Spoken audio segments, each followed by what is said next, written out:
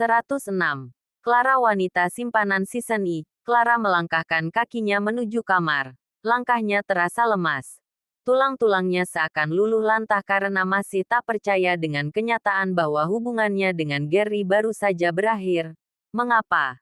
Ketika aku bertemu dengan pria yang baik, yang tulus mencintaiku, lalu aku juga harus kehilangannya. Batin Clara. Clara menyayangi Gary, mungkin. Untuk cinta dia memang ragu untuk mengakuinya. Dia sendiri tak tahu dengan perasaannya terhadap Gary hanya sebatas rasa sayang atau mungkin cinta, mengingat dirinya bukanlah wanita yang tak mudah mencintai pria. Clara duduk di tepi tempat tidur. Ingatannya kembali pada apa yang Gary katakan. Bahwa Gary mendengar percakapannya dengan Bram. Rasa malu menyeruak di hati Clara. Rasanya, dia tak ingin lagi menampakkan wajahnya di hadapan Gary. Ting tong. Clara mengerutkan dahinya. Dia melangkahkan kakinya menuju pintu setelah mendengar suara bel apartemen. Clara membuka pintu dan melihat ada seorang pria yang tengah memegang buket bunga, dengan Nona Clara Wibisono. Tanya pria itu. Ya, saya sendiri. Ucap Clara. Ada kiriman bunga untuk Anda. Ucap pria itu yang ternyata seorang kurir pengantar bunga. Pria itu memberikan bunga di tangannya pada Clara. Clara pun mengambilnya. Setelah itu, pria tadi meninggalkan apartemen Clara. Clara menutup pintu apartemennya. Dia masuk dan duduk di ruang tamu. Clara mengambil sebuah catatan yang terselip di bunga tersebut. Semoga harimu menyenangkan, suamimu. Bram. Clara menghela napas. Dia melihat bunga itu yang ternyata dari Bram. Apa maksudnya? Suami apa? Untuk apa juga memberikanku bunga? Gumam Clara. Clara beranjak dari ruang tamu. Dia pergi menuju dapur dan melempar bunga itu ke dalam tong sampah. Dia sama sekali tak tertarik dengan bunga itu setelah tahu Bramlah yang mengirimnya. Dia takkan terpikat hanya karena sebuket bunga. Tak penting. Ucap Clara kemudian kembali ke kamar. Clara membersihkan tubuhnya. Setelah itu dia membuat makan siang. Dia menyantap makan siang itu meski rasanya tak terlalu berselera. Hanya saja, perutnya benar-benar terasa perih karena lapar, setidaknya. Ada sedikit makanan yang masuk ke perutnya. Sebuah pesan masuk ke ponselnya. Pesan itu dari Fiona. Fiona mengajak Clara untuk bertemu. Sepulangnya Clara dari Amerika, mereka belum sempat bertemu. Sebuah klub menjadi tempat yang Clara dan Fiona pilih untuk bertemu malam nanti. Malam hari. Clara sudah selesai bersiap. Dia memakai gaun hitam kesukaannya. Gaun di atas lutut itu membuatnya terlihat seksi. Tak lupa, sepasang heels hitam dia pakai untuk melengkapi penampilannya. Clara melangkahkan kakinya menuju keluar apartemen. Dia pergi menuju mobilnya dan melajukannya ke klub untuk bertemu dengan Fiona. Di klub. Clara memasuki klub. Dia mencari keberadaan Fiona. Setelah melihat Fiona, Clara menghampiri Fiona. Hei. Clara menepuk bahu Fiona. Membuat Fiona terkejut dan hampir tersedak. Clara tak menyadari bahwa Fiona tengah menenggak minuman. Ups. Sorry. Ucap Clara kemudian duduk di dekat Fiona. Astaga. Kamu sudah sampai. Ucap Fiona kemudian bercipika-cipiki dengan Clara. Clara dan Fiona berpelukan. Mereka saling merindukan satu sama lain. Bagaimana kabarmu? Tanya Fiona. Aku baik. Aku semakin seksi bukan? Ucap Clara seraya tersenyum. Fiona memperhatikan lekuk tubuh Clara. Temannya itu semakin berisi setelah bertahun-tahun tak bertemu. Kamu sepertinya bahagia tinggal di Amerika. Tubuhmu berisi. Ucap Fiona. Tentu saja. Di sana aku bebas melakukan apapun. Tak ada polisi yang menggelandangku ke kantor polisi ketika aku berada di dalam klub. Ucap Clara. Fiona tertawa. Dia teringat ketika dirinya dan Clara digelandang ke kantor polisi karena razia prostitusi dan narkoba. Kamu ingat saja.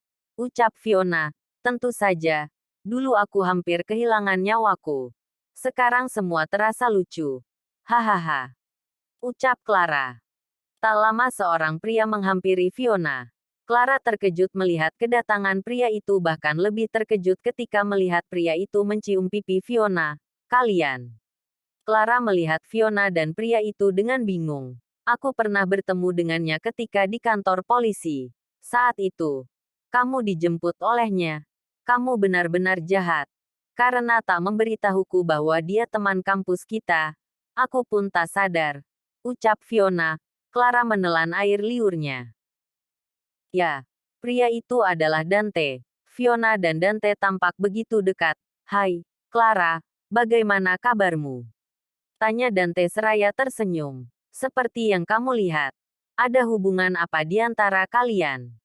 Tanya Clara bingung. Fiona beranjak dari kursinya. Dia memeluk pinggang Dante. Panjang ceritanya. Yang jelas kini kami sepasang kekasih. Ucap Fiona. Clara terperangah. Apa? Yang benar? Tanya Clara. Tentu saja benar, tapi... Clara, mengapa dulu kamu sampai memakai jasa bodyguard? Apa ada yang diam-diam mengganggumu? Tanya Fiona penasaran. Lagi-lagi Clara menelan air liurnya. Dia tak tahu harus menjelaskan apa pada Fiona. Temannya itu memang selalu ingin tahu apa yang membuatnya penasaran. Bukan bodyguard. Aku hanya supirnya. Ucap Dante. Clara mengerutkan dahinya seraya melihat Dante. Benarkah? Penampilanmu saat itu tak seperti seorang supir. Itu terlalu keren. Seperti penampilan seorang bodyguard layaknya di film-film Hollywood. Ucap Fiona. Dante menghela napas. Aku kan sudah mengatakannya padamu. Mengapa membahasnya lagi? Ucap Dante. Ya, aku pikir. Aku akan mencari jawabannya langsung dari Clara. Jangan-jangan. Dulu kalian juga sempat dekat. Ucap Fiona curiga seraya melihat Clara dan Dante bergantian. Tentu saja tidak. Bantah Clara dan Dante bersamaan. Hahaha. Fiona tertawa. Dia merasa lucu melihat ekspresi Clara dan Dante. Ya, aku percaya. Aku tahu tipe pria yang kamu sukai. Tapi, Clara. Kini Dante pun tak kalah keren. Dia seorang model. Ucap Fiona. Benarkah?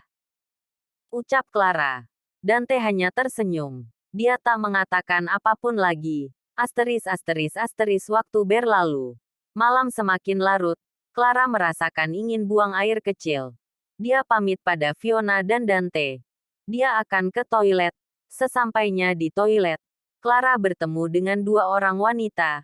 Mereka pengunjung klub juga. Clara tersenyum pada kedua wanita itu. Kedua wanita itu pun membalas tersenyum. Clara masuk ke toilet. Dia akan buang air kecil, sedangkan kedua wanita itu berada di luar toilet di depan cermin wastafel. Kamu lihat, bukankah tubuh dan rambut wanita tadi sama seperti yang ada di berita ini? Ucap salah satu dari wanita itu. Mereka melihat ke layar ponsel, di mana di sana ada sebuah artikel bahwa seorang pengusaha besar memiliki wanita simpanan dan selama bertahun-tahun istri sah dari pria itu tak tahu akan skandal hubungan gelap pria itu. Tak lama Clara keluar. Dia pergi menuju wastafel. Dia mencuci tangannya. Kedua wanita itu memperhatikan lekuk tubuh dan rambut Clara. Mereka menyamakan dengan foto seorang wanita di dalam artikel itu yang wajahnya tampak disamarkan. Tak lama mereka melangkahkan kaki perlahan. Mereka keluar dari toilet. Ah, iya, sepertinya benar. Wanita yang ada di toilet itu sama dengan wanita yang diberitakan menjadi istri simpanan pebisnis Abraham Sasongko. Jadi, inisial CS itu adalah wanita itu. Siapa sebenarnya wanita itu? Ucap salah satu wanita itu seraya keluar dari toilet. Sepertinya begitu. Jawab temannya.